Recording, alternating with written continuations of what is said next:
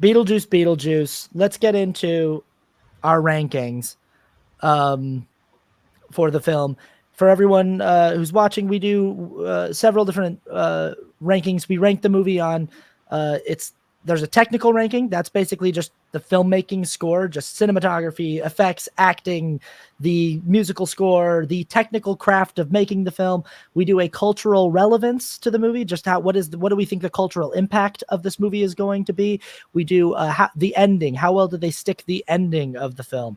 We do a rewatchability score, and we do a personal score, just our subjective personal score. How did we actually like it? So let's get into this technical score. I don't think that's any surprise based on our conversation that I liked this movie less than you did. Technically is where I'm going to probably give it the highest ranking of the night.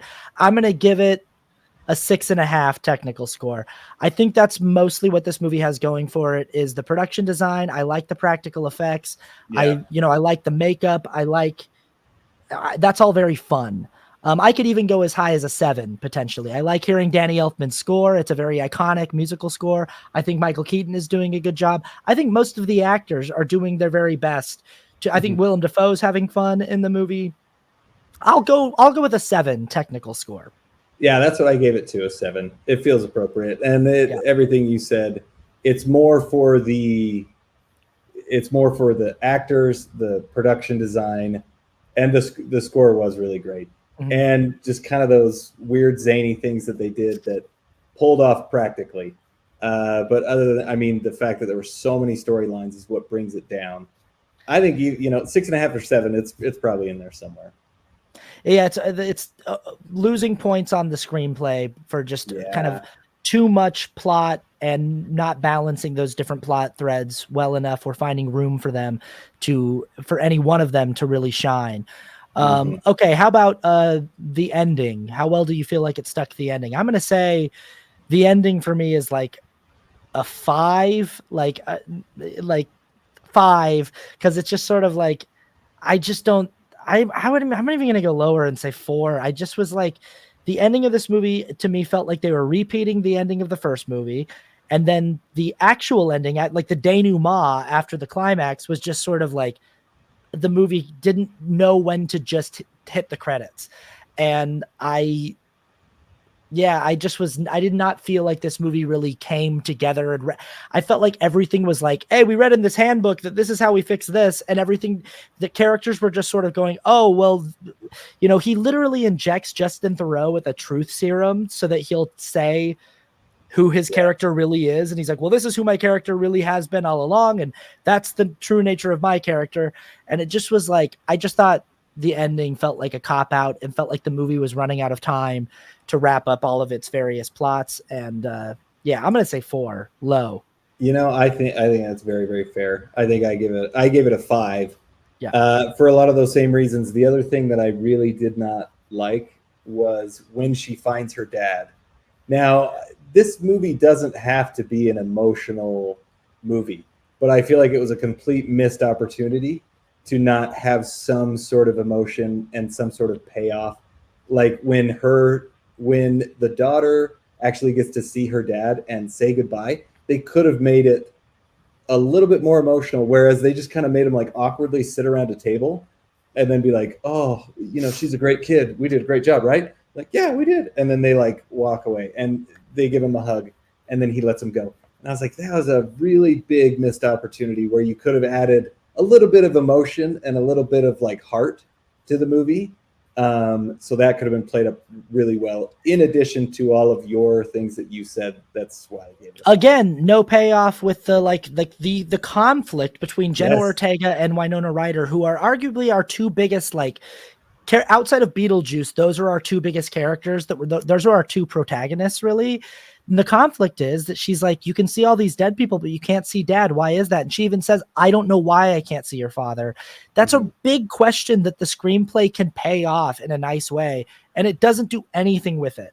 And when we finally get to see the dad, it's just sort of like, oh, there he is. And he's like, I'm just here. And he's like, I got piranhas on me. And they're like, oh, okay. And it's not emotional. They don't answer it just feels like, again, even the way that like they get rid of her killer boyfriend guy. It was like, and this plot is over now. Like it just was like He's they're like, in the you're going down to hell or whatever, yeah, he just wherever goes he to hell, goes. and Like, and that's the end of that plot. But it just sort of feels like that's how all the plot lines end. Is they'll set something up, there'll be a question, there'll be like, oh, how are they going to deal with this? And the way it gets dealt with all of them, with his wife, with even with Beetlejuice, with like, oh, how are you going to get out of marrying Beetlejuice? Everything's just sort of like, here's how, and they just sort of everything just feels really rushed and doesn't feel like they pay it off or land anything in a satisfying way. So too many storylines. Yeah. So. Okay. Rewatchability for me, I'm going to put it even lower at a 3. I really think on rewatching even Beetlejuice, like I said, I find out that like this movie is hyped up more in my head than when I watch it. I just kind of go like, I just don't think I really care about the BCU. I just think I don't really care if I ever see Beetlejuice ever again. And, I don't know if I'll watch a third movie if it comes out, to be honest. That's fair. That's fair. Yeah. I don't, I think I put it at a 5. I might have been a little generous in this one, but I was able to rewatch Beetlejuice, and the very much superior film to Beetlejuice. Mm-hmm.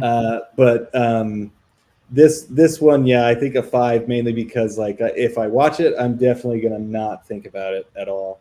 But watch it for some of those funnier scenes. But yeah, I'm being generous, giving it a 5.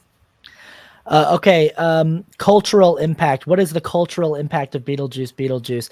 And to me, again, I think that this is going to be a pretty forgettable entry into the Tim Burton filmography. I still think, I think this is a situation. You know what I didn't bring up is like, this movie reminds me a lot of Ghostbusters Afterlife. And I think this is a similar situation to Ghostbusters. Did you see Ghostbusters Afterlife? I did. My problem with that movie was just way too many characters in this movie. During the third act climax, there's like 14 Ghostbusters who are all like fighting different ghosts on different levels of the fire station. And I was like, guys, in the first movie, it was 4 guys. It was just 4 of them. And we got like 14 different protagonistic characters all wrapping up their various different plot threads. And it just was like too much story. And in my brain, I'm going, honestly, I would have rather have just watched a movie about Bill Murray, Dan Aykroyd, and the guy who plays Winston. I can't remember his name, but like the 3 of them just being Ghostbusters in their 70s. I would have rather have just watched that movie. It's simpler. Yeah. But also it's like as far as the cultural impact of Ghostbusters Afterlife and Ghostbusters Frozen Empire, I think ultimately they're just going to sort of fade into obscurity, and people are just going to continue to remember Ghostbusters and Ghostbusters 2. And that's how I feel about Beetlejuice is I think that like Beetlejuice will continue to be the entry into the Burton filmography that people will point at. And Beetlejuice will just sort of be its like kind of forgettable legacy sequel that was made as a cash grab. And I don't think it's going to like have the staying power that Beetlejuice has had. So I'm going to put it at like a 3. Cultural relevance. I think you're very valid points. I put it at a 6 simply because Tim Burton fans will always love anything that Tim Burton does. True. And the fact that especially with Wednesday, him being involved in that, which actually I really liked the show Wednesday. I thought it was great. Everything he does has some sort of staying power. And I would probably put the original Beetlejuice around like 7.5 or an 8 because of how influential all of his movies are and his style, just like everybody knows. So I'm putting it at a 6 because of that fact that it will probably have an influence on some filmmakers or just some people anyway. I'd give the original an 8 or an 8.5 as far as cultural staying power and cultural impact. Beetlejuice has become a kind of mainstay character that like it's recognizable across the world. Everybody knows what it is. Mm-hmm. It's definitely had staying power. I just don't know that Beetlejuice in like, in a few generations that like, I don't know, like I think the idea behind these movies, like Ghostbusters Afterlife and Ghostbusters Frozen Empire, is that it's Ghostbusters for a new generation. But I don't know that like the generation it's meant for, kids who are teenagers today and in their early 20s, in like 10, 15 years are going to still be like, oh man, remember Ghostbusters Afterlife? I just, Yeah, you and know, the funny thing about these too, with a lot of legacy sequels, is the actual cultural impact. I feel like lessens with the original movies because of the legacy sequels or the more bad sequels that you do. yeah, It lessened, like the Matrix, like yeah, it kind of, we talked about a little bit, yeah. like it kind of lessens it a little bit. Like, oh yeah, I mean that one is amazing, but then It they had dilutes it. villains. Yeah. So Because you have to anyway, contend with the fact that like the canon is bigger now. Whenever people just go like, I don't recognize that movie as canon, I'm like, or people talk about their head canon, I'm like, cool, but like that's a cope. Like you're coping with the fact that like it is canon, like, and you can't get away from that. That it's like that's part of the story that you like now. They've made it officially part of it. So, true, very you know, true. subjective score, no surprise here. My subjective score is low. I gave this on Letterboxd, like I think I gave it a 2. Oh wow, And yeah, and I just didn't really care about this movie. I didn't hate it. I wasn't like, oh, I hate Beetlejuice, Beetlejuice. I just didn't care. Like, if I gave it a 2 on Letterboxd, I'll be nice and give it a 4 here. I'll say my subjective score is that's fine. You can have a 4 for the, fun to see Michael Keaton back at it, fun to see some practical effects, but really I don't really care for movies like this, and I don't care for this movie in particular, but I don't hate it. I just was like, whatever. I probably will never right. watch it. That's where I'm at. Yeah, yeah. I gave it a 5.5, mainly because some of the things you said, like, oh, it was fun to see Michael Keaton back doing that character. The production design was fun. The some of the crazy things that they did were funny, but ultimately way too much going on, and also not crazy enough. They Yeah. could have made it crazier. Yeah. I wish they would have leaned into it more, which is a very strange thing for me to say, especially with a Tim Burton movie like this. So It's could kind have of been weird. better. It's kind of weird to say too much and also not enough, because that is how it feels. It's like I'm interested in all of these different plot lines and all of these new characters and all of these Yes. scenarios. I think all of them are like a nice angle to get us into a Beetlejuice sequel. It's just that I don't really get enough story from any of them, and I also want all of them to go bigger and swing, get Yes. weirder. And Totally. yeah. So, Go crazy, Tim Burton. Go crazy. And yeah. stay focused though. Yeah. All right. Well, if you're out there, let us know what you thought about this episode. Let us know what you'd like to hear us do an episode about. This is a new show. So if you're just here, we're getting people in our comments who are going like, oh man, where can I get more episodes of this? And it's like, we're getting them out as quickly as we can right now. You're here at the beginning. You're here at the beginning of a brand new thing. How fun.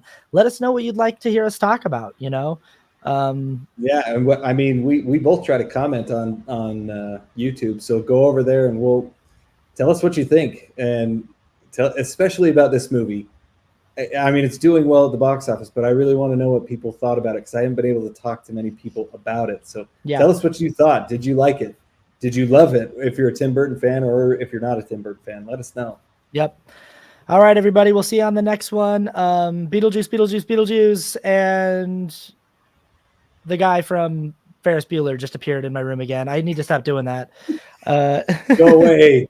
Go away, dude. Go away. You've committed. Home, home, home. You're a sex criminal. Go away. We don't want you here anymore. Home, home, home. You. Okay. Bye, everybody. See you next time.